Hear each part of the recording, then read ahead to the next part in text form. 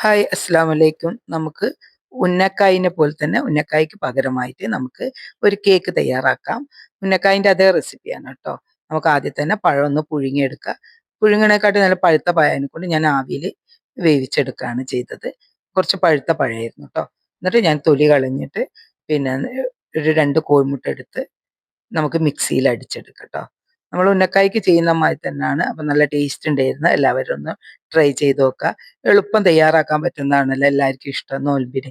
പെട്ടെന്ന് കുറേ നേരം കിച്ചണിൽ നിൽക്കാതെ പെട്ടെന്ന് കഴിയുന്ന ഒരു പണിയാണ്. അങ്ങനെ ഞാൻ ദാ 2 കോഴിമുട്ട ഒഴിക്കുന്നുണ്ട്. അതിലേക്ക് കുറച്ച് പഞ്ചസാര ഇടുന്നുള്ളൂ. ഫില്ലിങ്ങിൽ പഞ്ചസാര ഉണ്ടായതിനെ കൊണ്ട് മധുരം നോക്കിയിട്ട് ഇടണം കേട്ടോ. നിങ്ങൾ കൂടുതൽ ആളുണ്ടെങ്കിൽ ക്വാണ്ടിറ്റി കൂട്ടുക. 2 പഴക്കം എടുക്കുക, 4 കോഴിമുട്ട എടുക്കുക, അങ്ങനെ എടുത്തിട്ട് ചെയ്യട്ടോ. ഞാൻ പിന്നെ നമുക്ക് ചെറിയൊരു കേക്ക് മതി, അതിനെ കൊണ്ട് അതിനനുസരിച്ചിട്ട് ഞാൻ ചെയ്യുന്നത്. അതിലൊരു ഏലക്കായ ഇട്ടിട്ടുള്ളൂ. അത് അടിച്ച് വരുമ്പോഴത്തേക്ക് നമുക്ക് കുറച്ച് ഇതിൻ്റെ ഉള്ളിൽ ഫില്ലിങ് വെക്കണ്ട, അതിന് വേണ്ടിയിട്ട് ഒരു പാത്രം എടുത്ത് നെയ്യ് ഒഴിച്ച് അതിലേക്ക് നട്ട്സ് അണ്ടിയും കിസ്മിസും ഇട്ട ശേഷം അതൊന്ന് മൂത്ത് വരുമ്പോൾ നമുക്ക് കലക്കി വെച്ച 2 കോഴിമുട്ട തന്നെ കേട്ടോ ഞാൻ എടുത്തത്. കോഴിമുട്ട പഞ്ചസാരയും ഒരു ഏലക്കായ ഇട്ട് കലക്കി വെച്ചതാണ്. അത് ഞാൻ ഇതിലേക്ക് ഒഴിച്ചിട്ട് നമ്മൾ ഫില്ലിങ്ങിന് ചിക്കി എടുക്കൂല, അതുപോലെ ഒന്ന് നമുക്ക് മുട്ട ചിക്കി എടുക്കാം. ചിക്കി എടുത്ത് മാറ്റി വെച്ചിട്ട് ഈ പാൻ തന്നെയാണ് ഈ പാനിലാണ് ഞാൻ ഉണ്ടാക്കുന്നത്. അത് ഞാൻ പറഞ്ഞില്ല ചെറുതാണ് ഉണ്ടാക്കുന്നതെന്ന്. അങ്ങനെ നമുക്ക് ഇത് മാറ്റി വെക്കാം. മാറ്റിയിട്ട് പെട്ടെന്ന് തയ്യാറാക്കുകയും ചെയ്യും, നല്ല ടേസ്റ്റും ഉണ്ട്, എല്ലാവർക്കും ഇഷ്ടപ്പെടുകയും ചെയ്യും കേട്ടോ. നമുക്ക് പാനും മാറ്റി അതിൽ ഞാൻ കുറച്ച് നെയ്യ് ഒഴിച്ച് അതിലേക്ക് കുറച്ച് പഴവും കോഴിമുട്ട അടിച്ചത് ഒഴിക്കുക.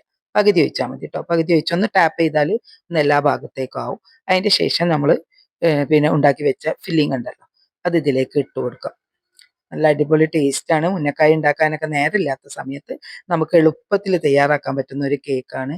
ഇനി ഉന്നക്കായ നിർബന്ധമുള്ളവർക്ക് ഉന്നക്കായ ഉണ്ടാക്കാം. സമയമില്ലാതെ പെട്ടെന്ന് നമുക്കൊന്ന് അതേ ടേസ്റ്റിലൊക്കെ ഉണ്ടാക്കാന്ന് പറയുമ്പോൾ നല്ലതാണ്. പിന്നെ എളുപ്പമാണ്, വേഗം കഴിയുകയും ചെയ്യും കേട്ടോ. അധികം പണിയൊന്നുമില്ല. ഒരു 5 മിനിറ്റ് ഒക്കെ കഴിയുമ്പോഴത്തേക്കും ഇതൊന്ന് ഒരു ഭാഗം വെന്ത് കഴിഞ്ഞാൽ നമുക്കൊന്ന് മറിച്ചിട്ടും കൊടുക്കാം കേട്ടോ. ഞാൻ ഒന്ന് മറിച്ചിട്ട് കൊടുക്കുന്നുണ്ട്.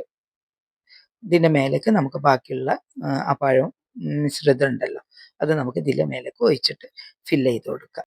ഒരു 5-10 മിനിറ്റ് ആകുമ്പോഴത്തേനൊക്കെ ഇതൊരു ഭാഗം വെന്തിട്ടുണ്ടാവും. എന്നിട്ട് നമുക്ക് തിരിച്ചിട്ട് കൊടുത്ത് വേവിച്ചെടുക്കുക. വീഡിയോ എല്ലാവർക്കും ഇഷ്ടപ്പെട്ടെന്ന് വിചാരിക്കുന്നു. വീഡിയോ ഇഷ്ടപ്പെട്ടാൽ ഷെയർ ചെയ്യുക, ലൈക്ക് ചെയ്യുക, കമൻറ്റ് ചെയ്യുക. കണ്ടോ, നല്ല അടിപൊളി ഉന്നക്കായ് കേക്ക് തയ്യാർ.